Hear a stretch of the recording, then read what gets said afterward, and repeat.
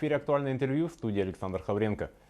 Как защитить свое изобретение или продукт интеллектуального труда? Почему многие предприниматели не хотят вкладываться в разработку и внедрение новых технологий? Растет ли уровень защиты интеллектуальной собственности?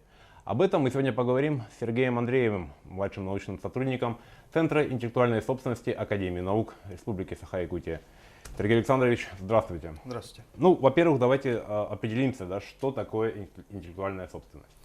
Под интеллектуальной собственностью у нас понимаются результаты интеллектуальной деятельности и приравненные к ним средства индивидуализации товаров, работ и услуг, которым предоставляется правовая охрана. В свою очередь, интеллектуальная собственность она у нас подразделяется на объекты авторского права, это, к примеру, произведения науки, литературы, искусства, на права, смежные с авторскими, это исполнение, фонограммы, и на право промышленной собственности. К ней у нас относятся изобретения, полезные модели, промышленные образцы, топологии интегральных микросхем и селекционные достижения. В принципе, вот что есть интеллектуальная собственность. Это вот такое вот, скажем так, очень объективное, открытое понятие, которое используется практически всеми государствами в мире, также в том числе и в Российской Федерации. Но оно довольно обширное, вот хотелось бы все-таки своя рубашка ближе к телу, применительно к журналистике. Например, в России, если журналист написал какой-то материал, какую-то статью, то считается, что после того, как она опубликована, она больше не является предметом интеллектуальной собственности. Правда ли это или заблуждение? На самом деле это очень большое заблуждение. У нас законодательно написано, что человек, который творческим трудом создал объект интеллектуальной собственности или зафиксировал его на каком-то определенном материальном носителе, то есть, например, журналист написал статью, опубликовал ее, при этом указал свою фамилию о том, что это его статья, в данном случае это будет являться как раз-таки объектом авторского права. Поэтому говорить о том, что статья не является объектом авторского права, это большое заблуждение. То есть любая перепечатка или цитирование без указания автора, это является нарушением закона? Ну, смотрите, когда дело идет, допустим, о том, когда статья перерабатывается, допустим, или на другой язык переводится, да, то у нее уже есть свой автор. Ну, естественно, с указанием первоначального автора. В данном случае, вот вы написали, допустим, статью на русском языке, а я ее перевел на английский язык. В этом случае авторское право у меня на английский текст. Но, естественно, я буду обязан указывать первоначально вас, потому что вы являетесь непосредственно автором первоначальных материалов этой статьи. И в этом случае тоже является авторское право. А вот, например, посты и записи в социальных сетях, они относятся к объекту интеллектуальной собственности? Ну, здесь надо смотреть, насколько эти посты относятся вообще к какой информации. Если мы говорим о просто какой-то новости, да, например, случилась какая-то, допустим, праздник какой-то произошел, то здесь авторского права вообще не возникает. А если мы, конечно же, говорим, рассказываем, пишем, к примеру, пост о своей жизни, например, да, то здесь, конечно же, будет авторское право. В данном случае оно зафиксировано на материальном носителе, где-то, может быть, если мы говорим пост, скажем, ВКонтакте, да, то это какой-то сервер, на котором хранится данная информация. Поэтому здесь авторское право тоже возникает. А какой сейчас уровень охраны и защиты интеллектуальной собственности в республике и в России в целом? Хочу обрадовать вообще всех. Республика, по данным Роспатента за 2018 год, наша республика заняла первое место в Дальневосточном федеральном округе по изобретательской активности. У нас очень выросло количество подаваемых заявок на изобретения, на полезные модели и в том числе еще и на товарные знаки также. В целом в России такая же тенденция на повышение подаваемых заявок. Что еще хочется отметить, Григорий Петрович Ивлев, это глава Роспатента, он отметил также качество этих заявок, как на изобретения, так и на полезные модели. И в то же время на товарные знаки также улучшается качество, потому что экспертиза, эксперты, которые проводят экспертизу, они говорят о том, что в последнее время в России качество улучшается у нас. То есть меньше идет копирование какого-то, заимствования или же антиплагиата, например. Но все равно такие факты есть.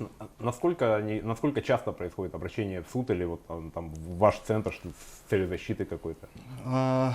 По республике, так как мы являемся республиканским центром интеллектуальной собственности, у нас зафиксировано в год где-то около 3-4 таких обращений с целью, скажем так, проконсультироваться в вопросах защиты интеллектуальной собственности. В основном они возникают в вопросах авторского права.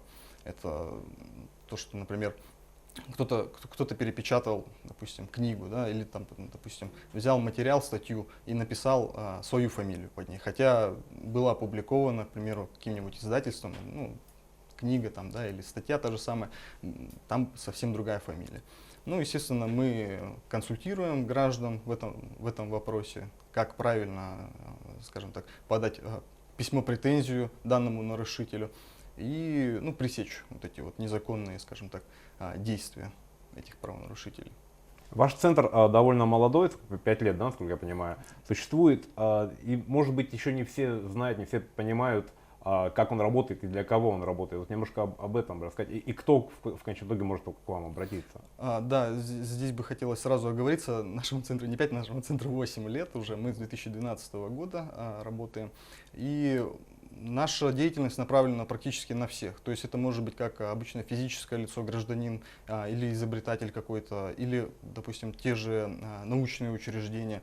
Мы работаем практически со всеми. Тут могут быть даже и органы власти обратиться к нам за консультацией или что-то, допустим, у них какой-то творческий коллектив создал какой-то объект интеллектуальной собственности. Мы по любым вопросам со всеми, как говорится, готовы работать. Вот иногда среди предпринимателей, например, возникают споры.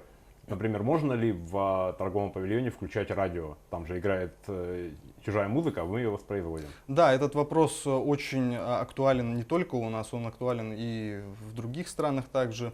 Насколько я знаю, сейчас ведется очень такая планомерная борьба с тем, чтобы не было вот этих вот незаконных публичных, скажем так, музыкальных исполнений, когда арендатор здания, к примеру, помещения, где вот играет, ну, непосредственно музыка, да, он, допустим, не заключил лицензионного соглашения с непосредственно исполнителем данной музыки.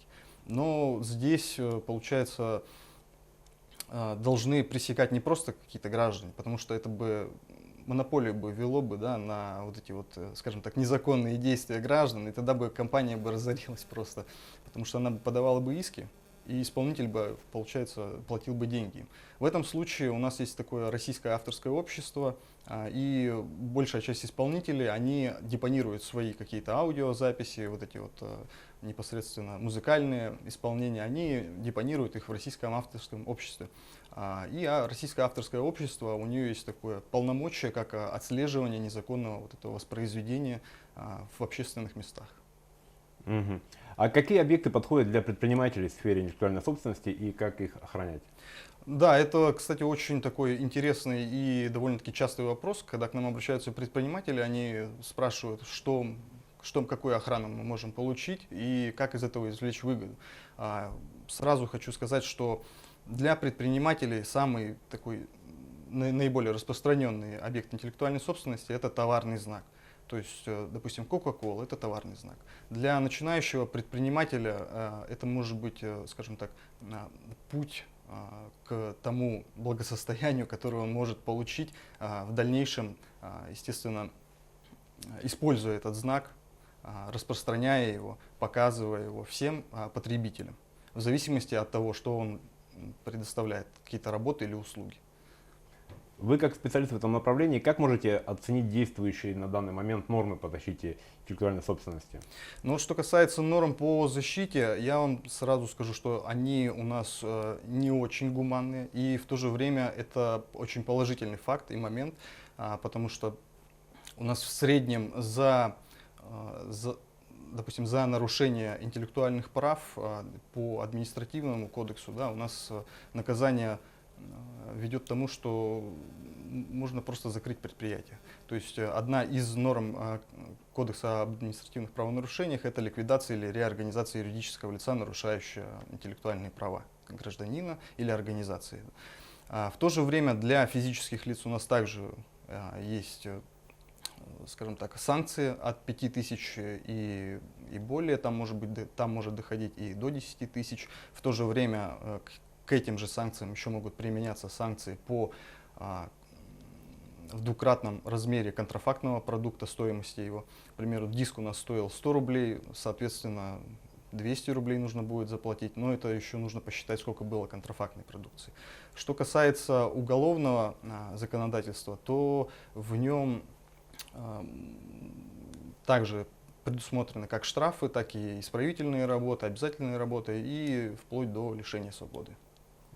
Не так давно в одной из республик в Татарстане впервые в качестве залога в банк был принят объект интеллектуальной собственности.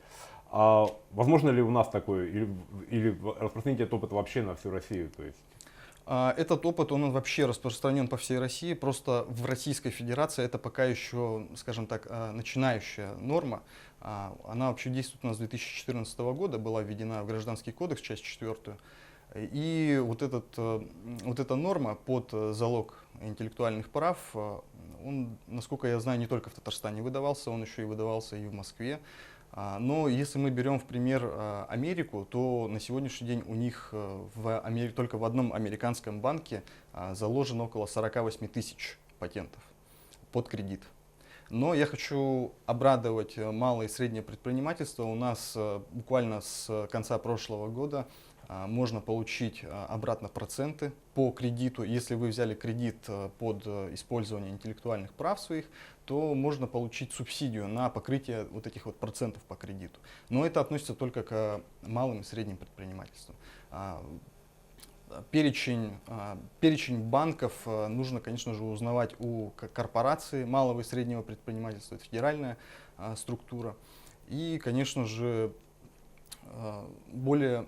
малые и средние предпринимательства, у которых занимаются экономической деятельностью, например, в сфере информационных технологий, а мы знаем, что у нас информационные технологии, особенно в республике, в последнее время очень живой интерес, и я думаю, что для них это было бы очень таким большим и серьезным толчком. Потому что начинающие стартапы, к примеру, не имеющие каких-то финансовых денег, денег, они, чтобы в дальнейшем развиваться, могут взять кредит под залог, допустим, какого-то патента или программного продукта, и в то же время потом в последующем получить процент. Но это очень хороший план для подспорья, для работы. Большое спасибо, Сергей Александрович, за интересную беседу. Тема действительно очень важная и очень такая животрепещущая.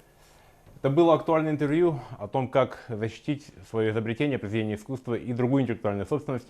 Мы сегодня беседовали с Сергеем Андреевым, младшим научным сотрудником Центра интеллектуальной собственности Академии наук Республики Саха-Якутия. Всего вам доброго!